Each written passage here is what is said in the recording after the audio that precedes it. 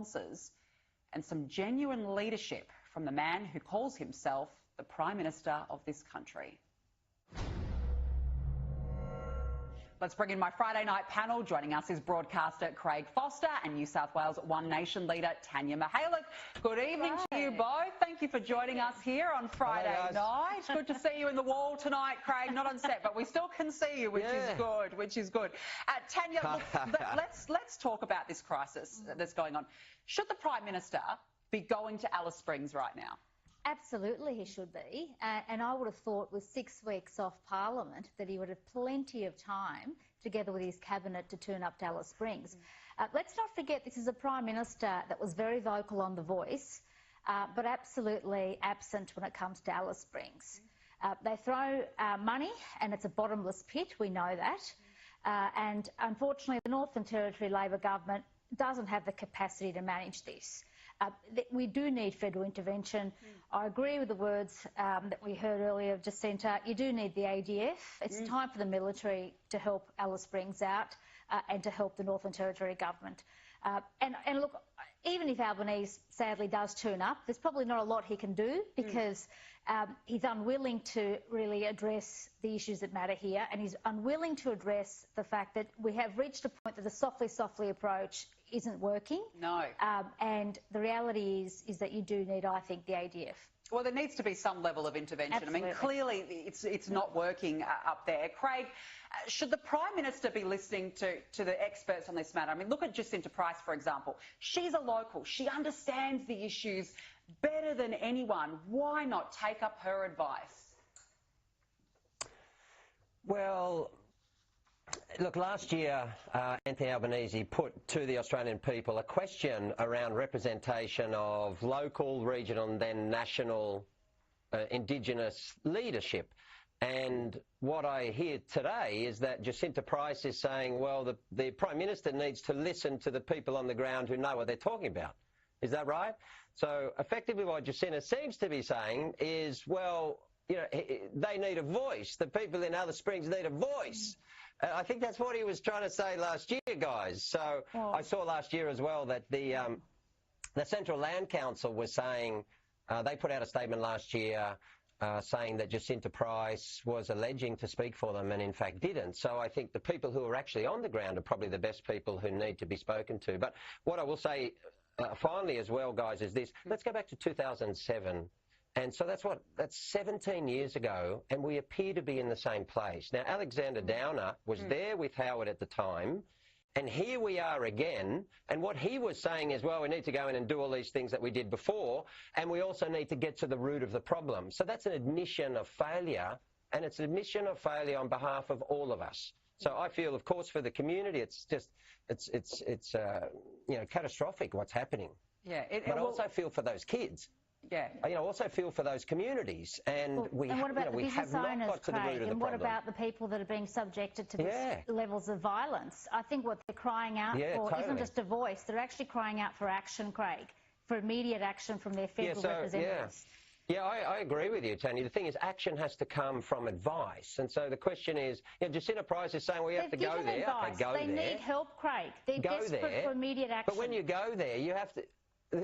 So the point is, you need action, but you have to rely on people who are on the ground in all of these communities. I mean, that's obviously the point. And back in 07, I think it was around 03, when John Howard, I don't know if Alexander Downer was there, but they're the people who took away ATSIC, which was the best voice that they had.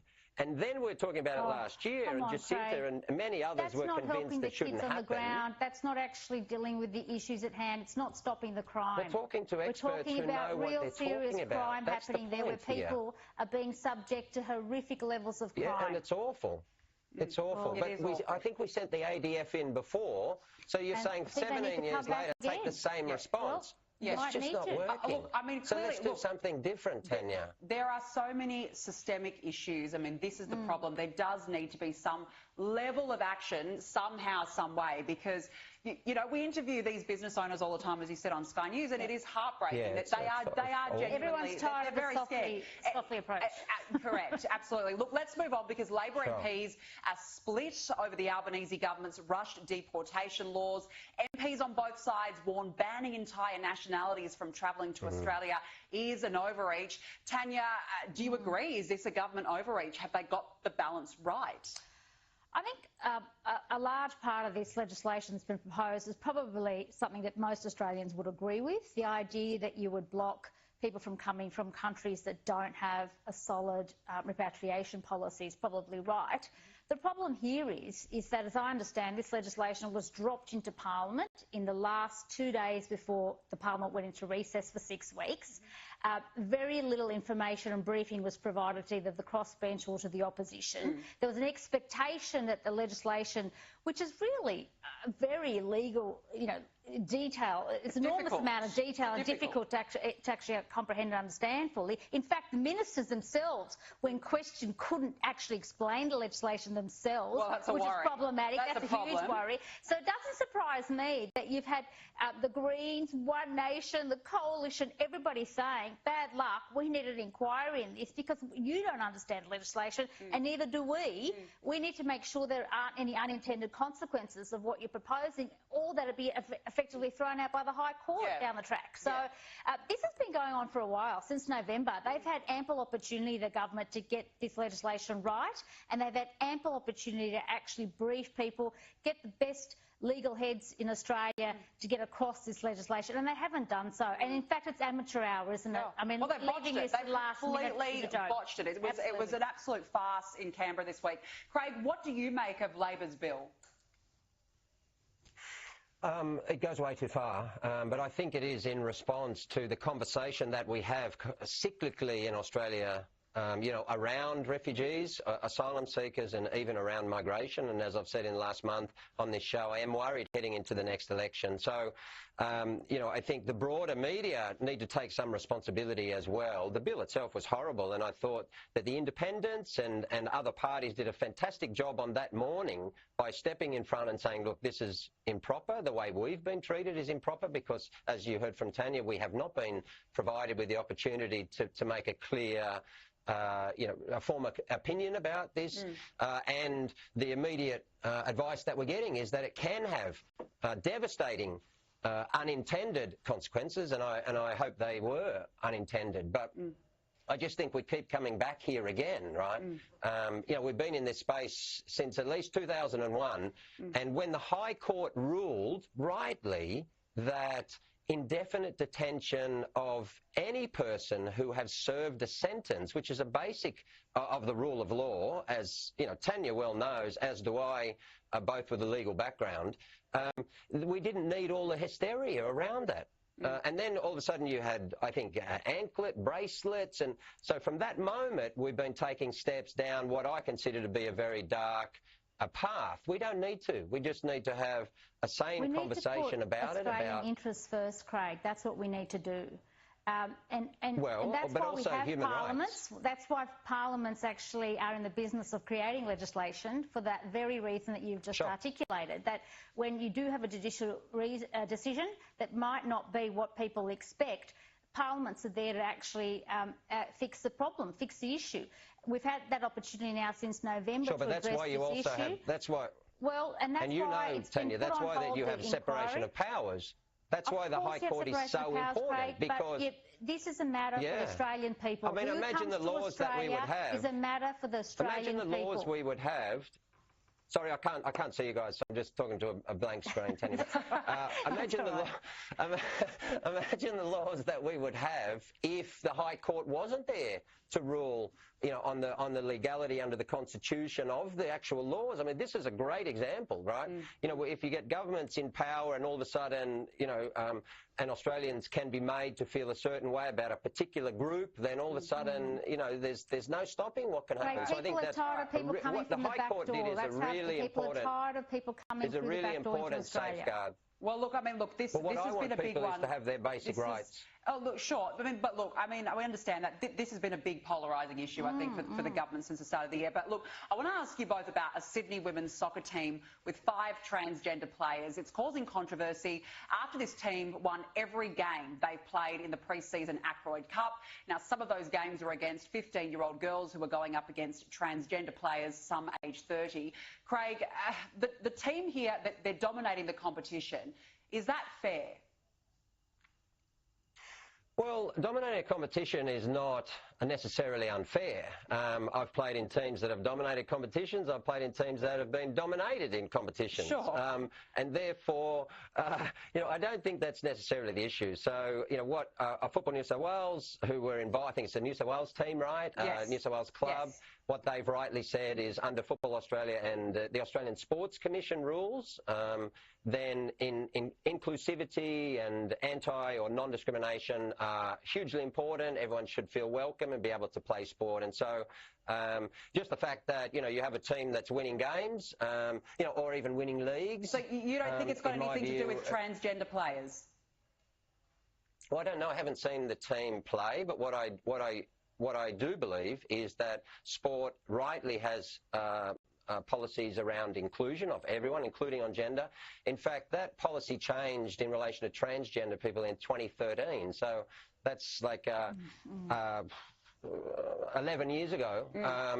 And there's been virtually no problem or no problem. So, I mean, Right. from time to time, these things tend to come up in the media, but ultimately, football, I think, is handling it very well. And this team seems to be playing good football. Tania, do you feel comfortable with this squad? Some parents now are withdrawing their daughters from the competition against this team. How does that sit with you? Well, I can understand why parents are withdrawing their daughters. There's an expectation if you put your daughter into a sport that they're playing against biological females, okay? There is a huge difference, no matter however anyone wants to write this up, between biological men and women. Craig, you know that it's really critical that we encourage young girls into sport, particularly football. There's been so much done in the last 2 decades about getting girls into football. Back in my day, the only option you had was netball, 100%. okay? That was it. For winter season sport. Now you've got come and play football. and We girls want are everyone playing to come play football. and they deserve to have an opportunity to develop their skills against biological females. It is wrong, and I understand why parents are, and it's not just about acceptance, it's also about safety, Craig. It's also about the idea that there are parents, and I think there have been stories about girls that have had significant injuries playing against some of these players. There was, and I don't know if this is accurate, but I heard there was one girl who broke her, playing against this team, her leg was broken in 2 different places, okay, and her parents have pulled her out of that particular sport. And there were meetings this week, Craig, between Football New South Wales, between the Football Association itself directly, where parents have raised their real concerns that you've got a team that has up to 5 transgender women playing in it. You can't say it's fair. It's not fair. Craig, do you think these parents have their concerns are adequate? Do you think they have a right to be concerned? I think they should be listened to. I think there's a really clear policy there. And as I said, this is the Australian Human Rights Commission worked with the Australian Sports Commission to make sure that sport is for everyone. And I think that's absolutely appropriate and right. People have a right if they feel, for whatever reason, that their daughters shouldn't be there. I'd be comfortable, my 2 daughters, they don't play too much football anymore, but Craig, I'd be comfortable for them. There's a big difference between girls that, these are people that transition after puberty, okay? And they're most likely going to be very physically strong. And we know that it's not fair, female competition. This is a good topic, but I just want to squeeze in one more question before we let you guys go. We could go on forever as usual. Now, look, this is, I don't even know what to make of this, because a Gold Coast couple's pet Staffy has become, quote, depressed and clingy after the magpie it befriended was seized over a permit bungle. Molly, the magpie, was confiscated by authorities this week. They claimed the couple were keeping him illegally, breaking the hearts of the Staffies, and yet, look who saved the day, would you believe it? The Queensland Premier, Stephen Miles. Well, he's apparently trying to obtain the correct permits so that they can be reunited. I want to get both your answers, Tania. Look, the pics are cute, but I mean, seriously, what do you think? Well, look, you would have thought there'd be far more pressing issues for the Premier of Queensland. He's got a budget deficit, he's got people living living in tents. He's got a homelessness crisis in Queensland. He's also got crime out of control in Queensland. Correct. And, yes, you know, it's extraordinary that he's got time to comment on this, but not on the issues that matter for Queensland. Correct. Craig, what do you think? Come on, he's got to look after our magpies. That's an important part of a premier's job, Tanya. Come on. I think it's the staffy that's upset, Would you have a pet magpie? Would you have a pet magpie, Craig? Would you like to have one in your house? I don't know who he's trying to protect. Well, you know what?